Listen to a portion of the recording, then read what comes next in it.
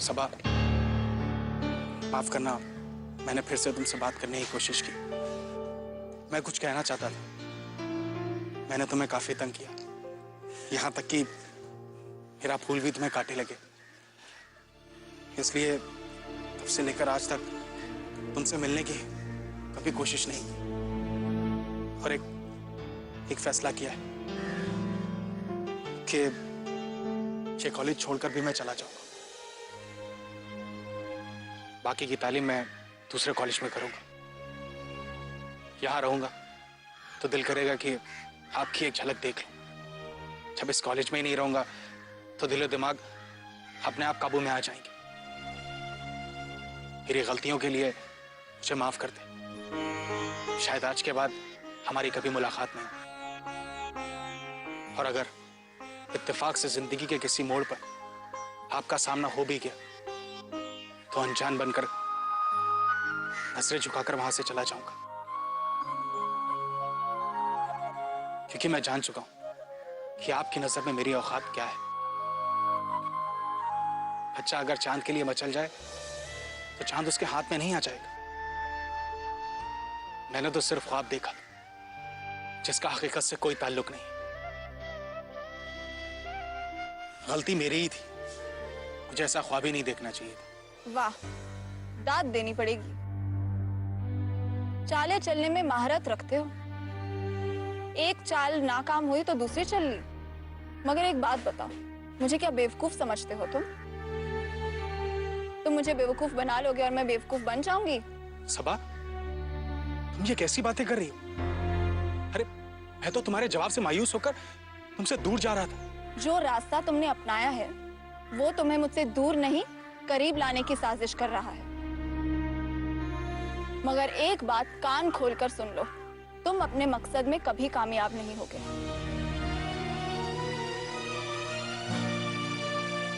मेरी कामयाबी हमारे पास आने में नहीं, तुमसे दूर जाने में। अच्छा, खुदा हाफिज।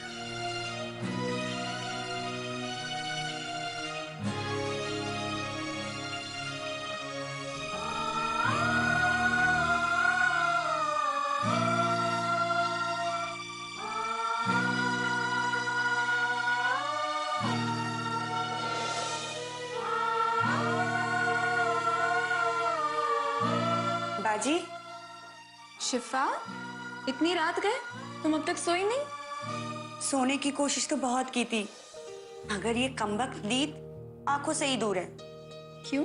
किसने चुरा ली तुम्हारी नींद? फिलहाल मैंने किसी चोर से दोस्ती नहीं की है और ना ही मेरा कोई इरादा है। लेकिन हाँ, अब्बू ने आपके लिए नए चोर का इंतजाम कर लिया है। मतलब ये कि आपके लिए अब्बू ने दूसरा लड़का देखा है। अरे, मैं क्या इतनी बेकार पड़ी हूँ? लगता है अब अब्बू से कहना ही पड़ेगा कि मैं इतनी जल्दी शादी नहीं कर सकती। अरे, आपसे पूछ गई तो अब्बू ने ये सारा सिलसिला जारी किया, और अब जब अच्छे अच्छे लड़कों के रिश्ते आ रहे हैं तो आप मना कर रही हैं। बस यूं ही, अब मेरा दिल शादी के लिए राजी नहीं है। मेरा काम था पैगाम पहुंचाना, सो मैंने पहुंचा दिया। बाकी अगर आपको शादी नहीं करनी है तो आप अम्मी से बात करिए, वही अब्बू को समझाएंगी। वरना कल लड़के वाले आ रहे हैं और ये बात आपसे छुपाई गई थी, इसीलिए मुझे नींद भी नहीं आ रही थी। पर अब मैं आराम से सोऊंगी। अब अगर अम्मी से कहूंगी तभी ये सिलसिला रुकेगा, वरना अगर एक मर्तबा रिश्ता पक्का हो गया तो उसके बाद मैं इनकार नहीं कर पाऊंगी। और फिर अब्बू की भी इज्जत का सवाल हो जाएगा। आप सही कह रही हो बाजी, अब्बू का अपना एक उसूल है, वो टूट जाएंगे, लेकिन वो अपने उसूलों से समझौता कभी नहीं करेंगे। और मैं भी अब्बू के सामने जाकर उन्हें इनकार नहीं कर पाऊंगी। और अगर लड़के वालों ने हाँ कर दी तो बहुत बड़ी मुश्किल हो जाएगी। इसीलिए तो कह रही हूँ, अब्बू को समझाने के लिए अम्मी से बड़ा सहारा कोई नहीं है। आप अम्मी को सब बता दीजिए कि आपके दिल में क्या है, आप क्या चाहती है। बाकी अब्बू को समझाने का काम अम्मी का है। अब तो सब कुछ अम्मी पर ही मुनहसर है और हमें पूरा यकीन है कि अम्मी हमारी जरूर मदद करेगी। वो कहेंगी तो अब्बू कभी इनकार नहीं करेंगे। हाँ बाजी, आपने बिल्कुल सही कहा। अब्बू कभी भी अम्मी की बातों से इनकार नहीं करेंगे। अम्मी ने आज तक जो भी कहा अब्बू ने वही किया। वो अम्मी के खिलाफ कभी नहीं जाएंगे। इसीलिए बगैर वक्त जाया किए आप अपना हाले दिल अम्मी को बता दीजिए। अब तो कहना ही पड़ेगा। तो ठीक है, अल्लाह का नाम लेके अम्मी से कह दीजिए। मैं तो चली, जब बहुत नींद आ रही है। अब मैं इत्मीनान से सोऊंगी।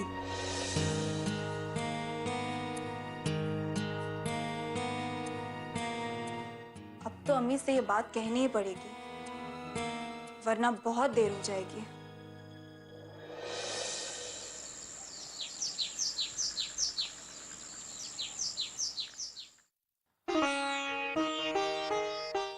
अस्सलामु अलैकुम अम्मी। वालेकुम अस्सलाम। बहुत भूख लगी है या जल्दी जाना है जो तुम बावर्ची खाने तक चली आई? ना ही भूख लगी है और ना ही जल्दी जाना है। आपसे कुछ कहना है। यही कहोगी या कोई खास बात हो तो अपने कमरे में चले?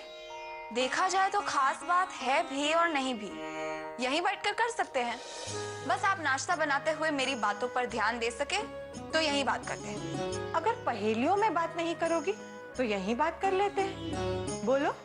अम्मी ये रिश्तों का सिलसिला खत्म कर दें। फिलहाल मैं शादी नहीं करना चाहती। क्यों? अचानक इरादा क्यों बदल दिया?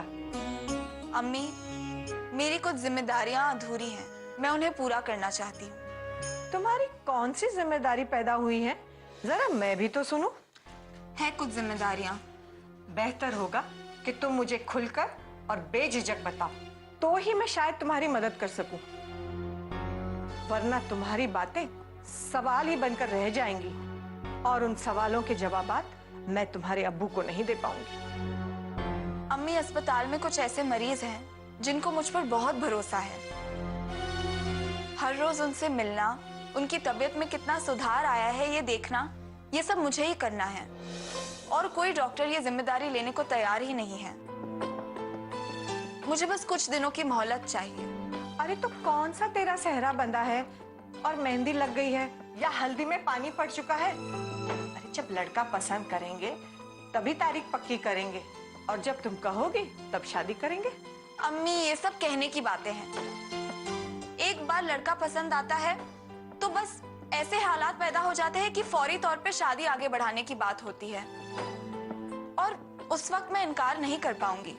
इनकार करूंगी तो बदतमीज कहलाऊंगी। अब्बू के दिल को भी ठेस पहुंचेगी और ये मैं नहीं चाहती। अम्मी, अब आप ही मुझे बचा सकती हैं। फिलहाल इस मामले को टाल दें। अब्बू को समझाना आपका काम है और मैं ये जानती हूँ कि अब्बू की कमजोर नफ्स आपके हाथ में है। आप समझा लेंगी। बहुत शरीर है।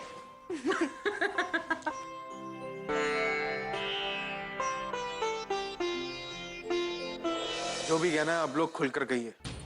खुलकर क्या कहना नासिर साहब? भाई कंपनी खसारे में चल रही है, शायद ये आप जानते नहीं हैं कि आपके अब्बू अच्छी तरह से जानते हैं। शकील साहब, पहली बात तो मैं आपको ये बता दूं कि मैं ये जानता हूं कि मेरे अब्बू इस दुनिया में नहीं रहे। अब सारी जिम्मेदारी मेरे अकेले की है और फैसला भी मुझे ही करना है। अब बोलिए। जब आपको पता चल ही चुका है तो खुलकर बात करने में ही अच्छाई है। नासिर साहब, दरअसल बात यह है कि या तो कंपनी आप चलाइए या हम लोगों को सौंप दीजिए। आप तो अस्पताल से बाहर निकल नहीं सकते और बिजनेस के जो हालात हैं उसे संभालने के लिए काफी भागदौड़ और मेहनत की जरूरत होती है। अब तो आपके बस की बात नहीं है। आप बार बार मुझे इस बात का एहसास मत दिलाइए कि मैं अपाहिज हूं। ना मैं ये मानता हूं और ना ही मुझ पे इस बात का असर होता है। अब बोलिए। आप शामिल कैसे होंगे? हम लोगों के कंधे से कंधा कैसे मिलाएंगे आप? हाँ? या फिर आप हमें बिजनेस से अलग कर दें, आप हमें हमारा हिस्सा दे दें, हम कंपनी से अलग हो जाते हैं। लेकिन एक बात आप याद रखिए, वो सारे प्रोजेक्ट हमें मिल जाएंगे। नए प्रोजेक्ट के लिए आपको खुद ही मेहनत करनी पड़ेगी। क्यों? सारे प्रोजेक्ट आप लोगों को क्यों मिल जाएंगे? सीधी बात है नासिर मियां, अनवर साहब की मौत के बाद सारे प्रोजेक्ट हम लोगों ने लाए और दस्तावेज भी हम लोगों के नाम पे ही बने। ओह, तो आपने दोस्ती और अपनी पार्टनरशिप को खूब निभाया। तो और क्या करते नासिर साहब, हम कंपनी तो बंद नहीं कर सकते ना। देखिए नासिर साहब, अगर आपको हमारे साथ बिजनेस करना है तो जो प्रोजेक्ट हम लोगों ने लाए हैं उसमें शामिल हो जाइए, वरना आपकी मर्जी। आप हमें सोचकर जवाब दे सकते हैं। अपने प्रोजेक्ट पर हमने काफी पैसा खर्च कर दिया है। अगर आपको शामिल होना है तो अपने हिस्से के पैसे आपको इन्वेस्ट करने पड़ेंगे। और ये तो बिजनेस है नासिर मियां,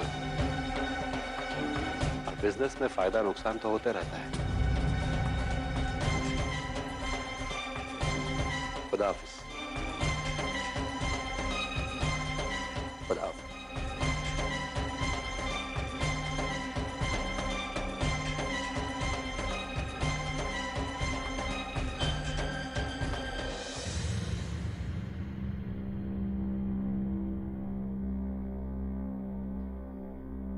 नासिर, तुम उन दोनों की बात पर एतमाद मत करना, ये दोनों बेईमान हैं। तुम उन लोगों को कैसे जानती हो? एक दिन मैं इनके साथ लिफ्ट में सवार हुई थी। उसी वक्त दोनों बातें कर रहे थे कि किसी तरह बिजनेस को हथिया लेंगे। इन दोनों की नीयत तो शुरू से ही खराब है। आप इनके साथ पैसे लगा भी लेंगे तो ये आपको नुकसान दिखाकर आपको फंसा देंगे, या फिर ये हो सकता है कि आप सिरे से ही जुड़ जाएं, ताकि एक एक चीज पर बारीकी से नजर रख सके, तभी कुछ फायदा हो सकता है। लेकिन ये मैं कैसे कर सकता हूँ? ये लोग तो बिजनेस में नुकसान दिखा रहे हैं और मुझे पैसे लगाने पड़ेंगे, और फिलहाल इतने पैसे तो है नहीं कि मैं बिजनेस में लगाकर पार्टनर बन सकूं, क्योंकि कंपनी के पास फंड नहीं है, क्योंकि कुछ महीनों से कंपनी नुकसान में ही चल रही है। ये तो उस वक्त से हो रहा होगा जब से आपके अब्बू नहीं रहे। जी बिल्कुल। इससे साफ जाहिर है कि ये उन दोनों की साजिश है। और अगर मैं इस कंपनी से अलग हो गया तो मैं फुटपाथ पे आ जाऊंगा सबा। अगर मैं इस लायक होता तो कुछ कर पाता। आप सब कुछ कर पाएंगे, बस हिम्मत कीजिए। मैं पूरी कोशिश करूंगी कि आप जल्द से जल्द ठीक हो जाएं।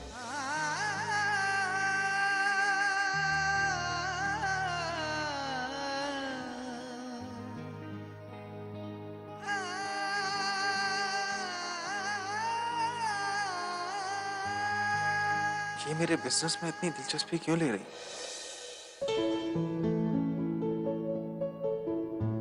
डॉक्टर मनोज, मुझे एक बात खुलकर बताइए, नासिर साहब ठीक होंगे या आपने उन्हें झूठी तसल्ली दे रखी है?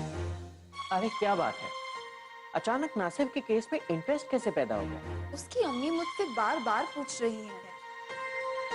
केस की स्टडी तो आपने कर ली है, अब हम कोशिश में लगे। हर रोज दवाइयों के साथ साथ वर्जिश भी करवाई जाएगी। कुछ फर्क पड़ भी रहा है या नहीं? अभी तक तो नहीं। अगर फर्क पड़ता तो मुझे उम्मीद नजर आती, फिर मैं अंदाजन बता सकता कि कब तक ठीक हो पाएंगे। फिलहाल तो कुछ नहीं बता सकता।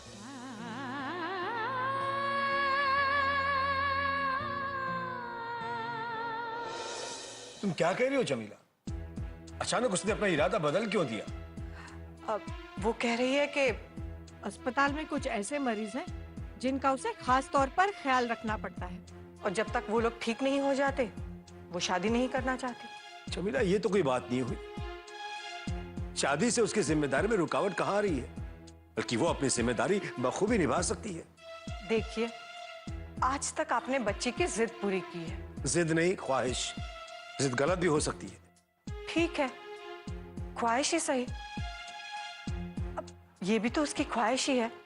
और कौन सा रिश्ता पक्का हो गया है? आज नहीं तो कल रिश्ता पक्का कर देंगे।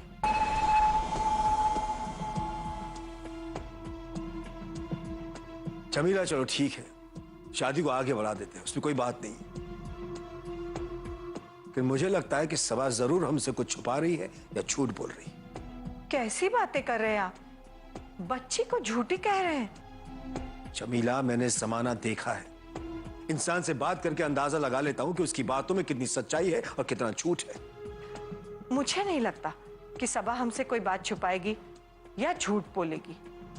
चलो ठीक है, कुछ दिनों के लिए रिश्तों का सिलसिला रोक देता हूं कि मेरी बात पर गौर करना। उससे मालूम ना कर सको तो उस पर नजर रखना, देखना कि उसकी बातों में कितनी सच्चाई है।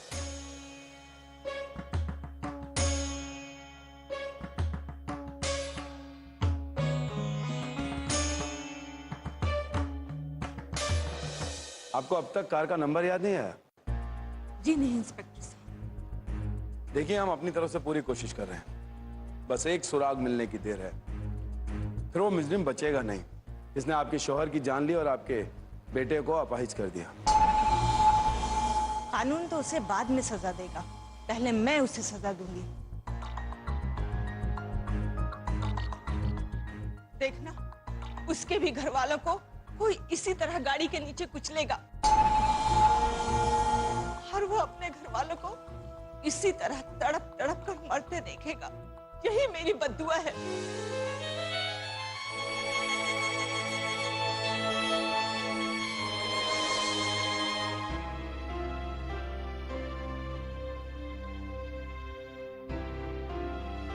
आप खबरदार, जो आप कहा तो। मैं तुम हूँ, मुझे तुम ही रहने दो। आप डॉक्टर साहब हैं और आपकी यहाँ पर बहुत इज्जत है। मैं लोगों के लिए डॉक्टर हूँ। और मेरे लिए दोस्त। वाकई? अगर दोस्त नहीं होती तो किस्मत हमें दोबारा इस तरह नहीं मिलाती। हाँ, तुमने सही कहा, किस्मत नहीं हमें मिला है। एक बात कहूं, कॉलेज को छोड़े 5 साल हो गए, लेकिन तुम जो कि तू हो। तो तुम में कौन सा फर्क पैदा हो गया? जैसे थे वैसे ही हो। एक कहा, मैं बिल्कुल भी नहीं बदला। जो कॉलेज में नासिर था वो आज भी है। सुना है बहुत बड़े आदमी बन गए हो, बड़ा अच्छा बिजनेस है। बिजनेस है तो सही, लेकिन फिलहाल कुछ कह नहीं सकते।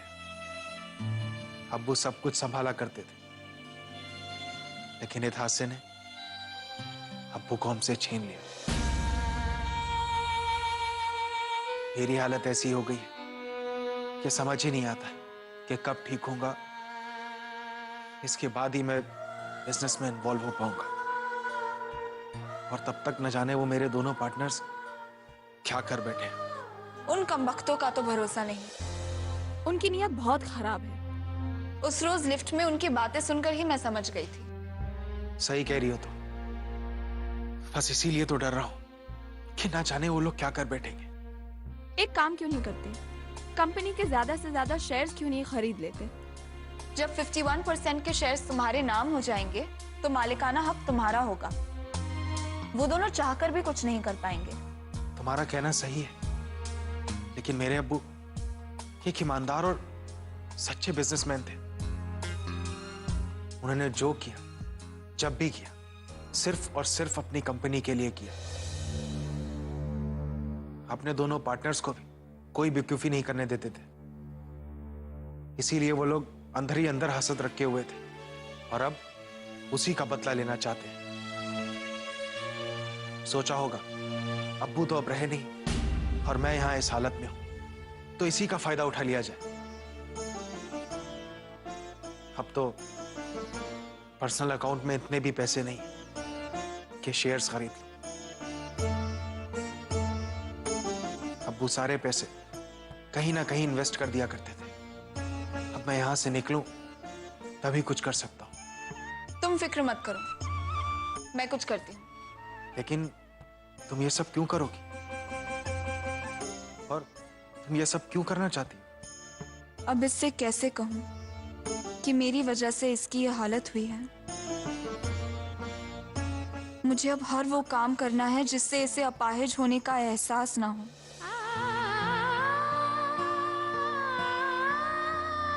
किस सोच में डूब गई?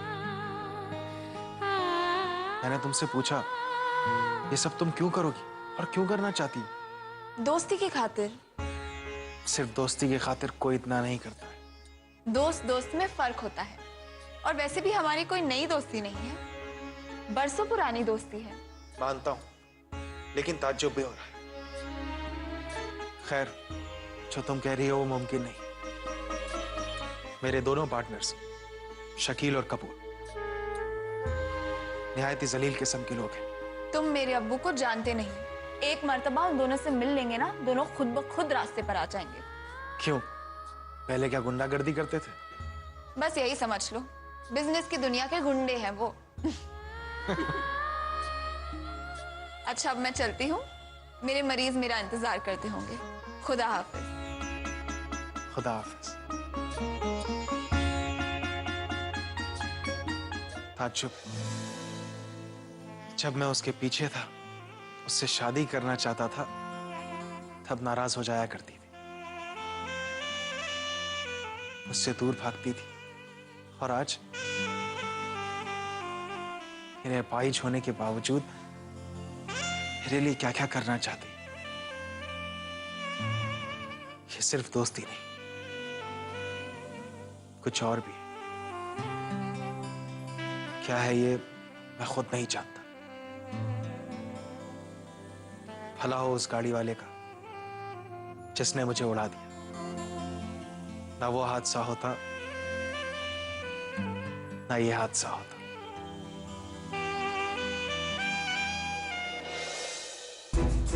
एक उम्दा तरीका मेरे जहन में आया, मानो तो कहूं।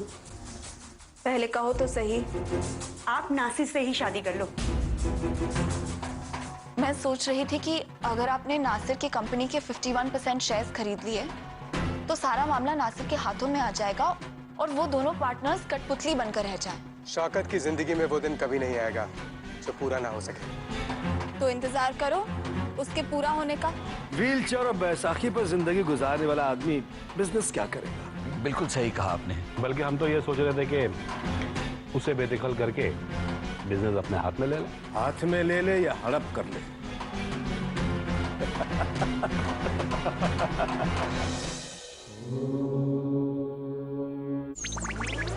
Digital banking